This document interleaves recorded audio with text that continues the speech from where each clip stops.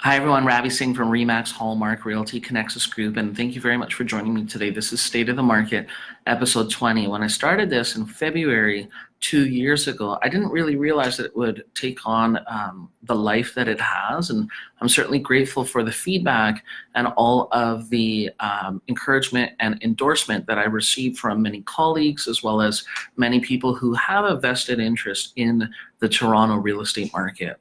Now, today's title for today's State of the Market is, in fact, predictions and data with regards to early 2019.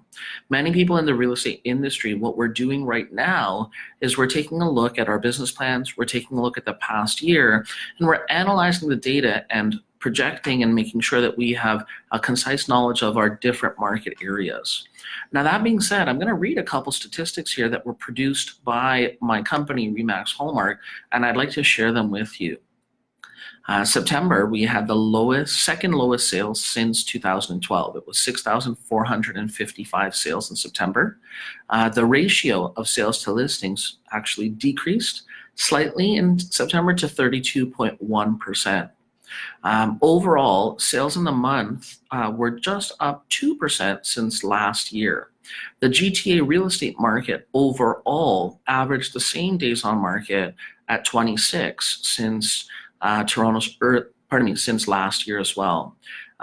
Detached homes in September with a purchase price over $2 million were almost the same as last year. And it's noticeable that first-time buyer aspirations are now shifting to condominium lifestyle, with condos taking a 35.4% share of the total market. Downtown condo listings, they were very active in CO8 and CO1, which is the downtown core. We saw an increase of 10% since last year. And downtown condo days on market, which was the hottest market in the GTA, was at 20 days.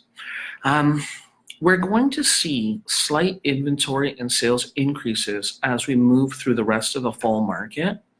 And York region, of all the markets in the 905, has suffered the most. We've seen that York region is now in a buyer's market with 13% decline year over year. So that's a lot of sort of tidbit datas. Now, in terms of those statistics and in terms of those, by the way, hello, Dan, Jason Atkinson, nice to see you, Mohammed Kaki, Tanya, Mahib, thank you all for joining me today. In terms of all that data, the question is, what does all that mean? Well, when we take a look at the statistics and when we take a look at many of the regulation that have affected the housing market since Kathleen Wynne's announcement, we've seen a lot of need for correction and recovery. I believe, and I've heard this from many of my colleagues as well, that we are now at the end or the tail end of that price adjustment. Many markets have started to see a rebound. We've seen many of the entry-level type of product, first-time homebuyer product, condominium property. We've seen that start to recover and start to gain traction, and that will slowly trickle into the move-up buyers, the high-end luxury buyers. We are nearing the end of it. And as a matter of fact, you need to keep in mind that the market to have average days on market at 29 and average percentage of asking price at 97, 98, or 99, that is not a bad market. In fact, many people outside of Toronto would say that that's a very healthy market. I happen to belong to a coaching company where my colleagues from Newfoundland or even Barrie, they'll say that a 30-day average days on market and 98% average asking price is in fact just business as usual for them. The other thing that we have to look at is the demographic data with regards to the 416 and 905. We've seen huge capital injection by many massive companies. We've seen a very favorable population growth plan from the Canadian government, and we've seen massive injection by government into infrastructure. Now, albeit that will take a long time, that's not something that transforms neighborhoods overnight, but we have seen consistent injection of infrastructure and money into our city as well as people. Don't worry, if you're not speculatively trading real estate, Long term, the Toronto real estate market will do one thing. Historically, it's proven over the long term, it will increase in value. Now, that being said, a colleague of mine, we run this condo club meeting.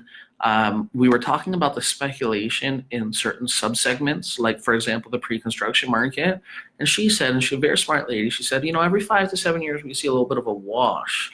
And I do want to forewarn that a lot of speculation and a lot of quote unquote investing is happening in that market.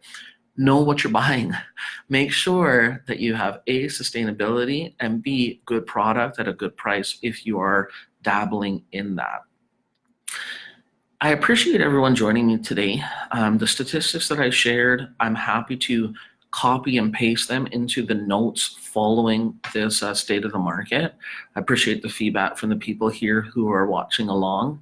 And I'd like to say that with regards to the real estate market in Toronto and the surrounding area, make sure you get informed, right? We're not talking about small amounts. We're talking about major assets and high price tag.